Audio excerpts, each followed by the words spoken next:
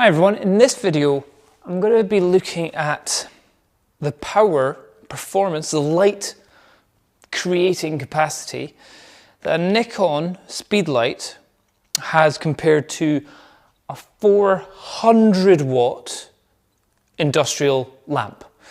So speedlights versus lamps, flash versus continuous. What do you think is going to happen?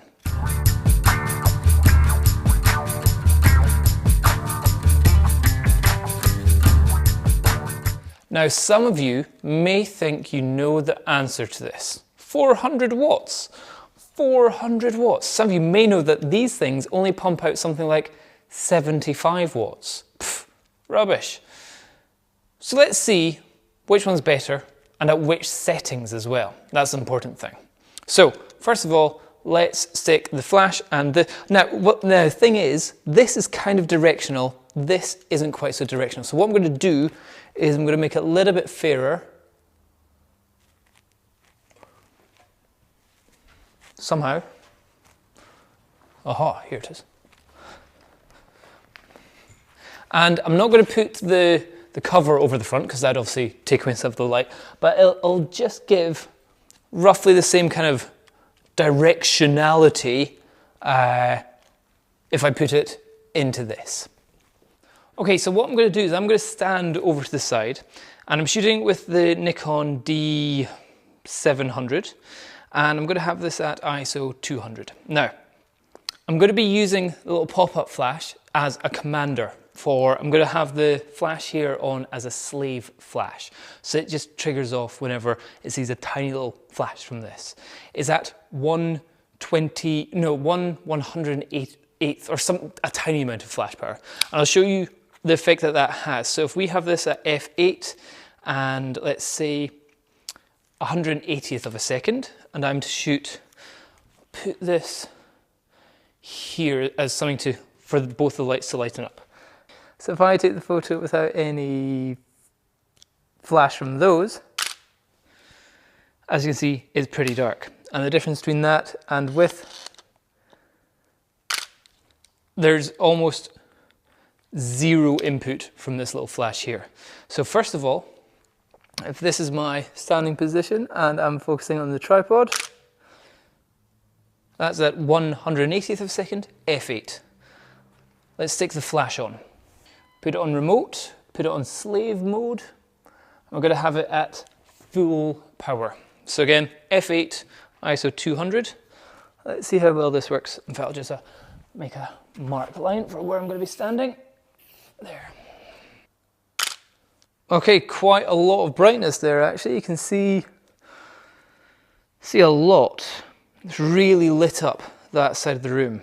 Let's now see what we get from the 400 watt flash. Okay, that's that on now, and I'll still keep the pop-up flash on, just so we've got that. Whoo! Big difference there. Big difference.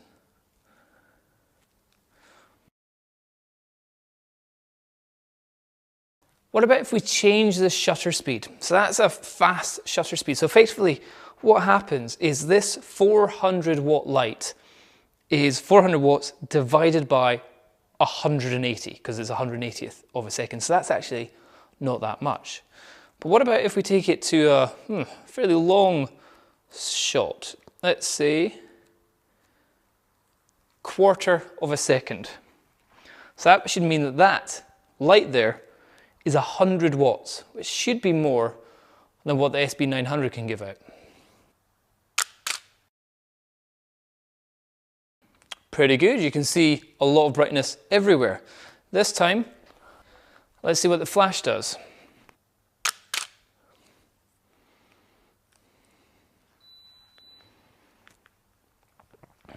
Okay, so the flashes the flash and the thingy light are different colors. They're giving different areas of brightness. However, to tell which one is actually brighter when you're getting down to 1/4 of a second, I can't really tell. What I'm going to do for this one, I'm going to go to f16. And this time, I'm going to go for a full second photo. So it's going to be blurry, it's going to be rubbish, but this is just to give you an idea. So the SB 900, let's see how well this does.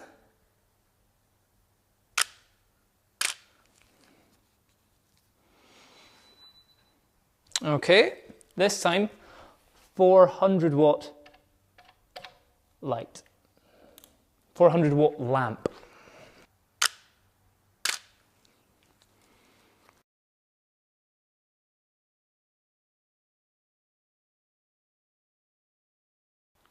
So I would say now the 400 watt lamp is giving a brighter light. And that's because it's now able to give out the 400 watts. Because it's 400 watts a second. Meanwhile, the flash is around about 70 to 80 watts per second kind of thing. Because it's all done in one quick go. Is that what you thought you'd see? Let me know. Cheers. Bye-bye.